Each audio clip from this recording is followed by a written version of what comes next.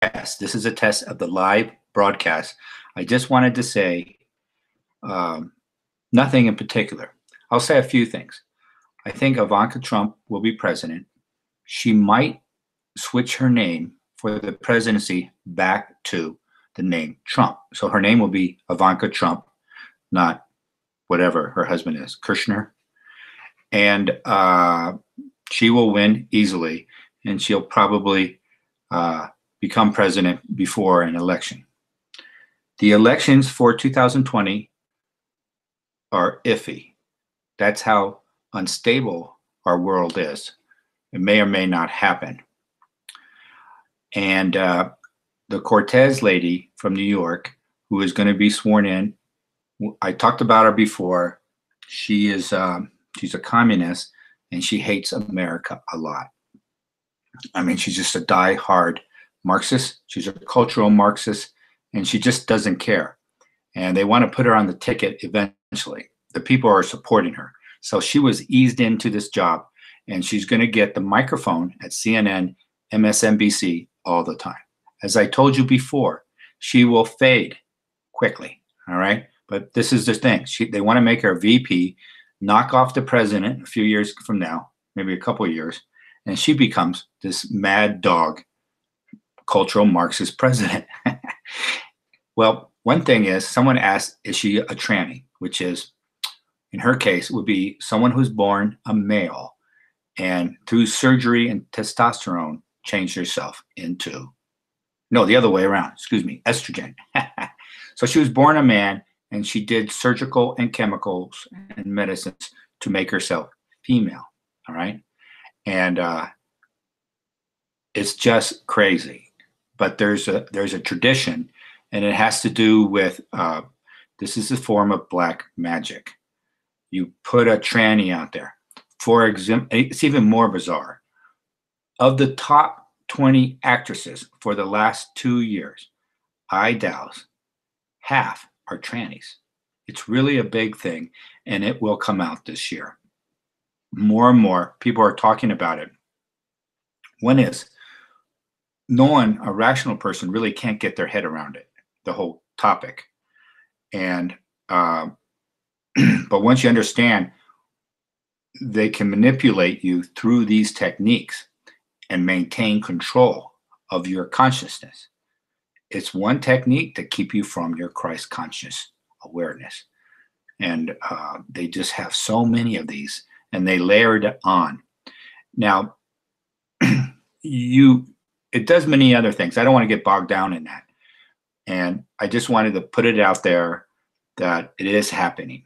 And I'll show you another way. It's kind of a backwashing to say it doesn't happen. There's two. One is Tom Hanks is making Mr. Rogers. Mr. Rogers was a children's show, basically in the 60s and so forth. I forget, through the 70s. And you put it together. What in the world is Tom Hanks making a movie about Mr. Rogers for? That's the question. And it's in your face of many accusations against people that I have doubts that are telling the truth. They're on the internet about Tom Hanks.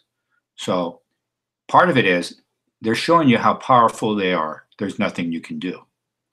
So we move on, fast forward to, I had another thing. Well, recently, so the vice president of marketing of Victoria's Secret is a lingerie type company, I guess. And they do a show once a year in New York City, with models.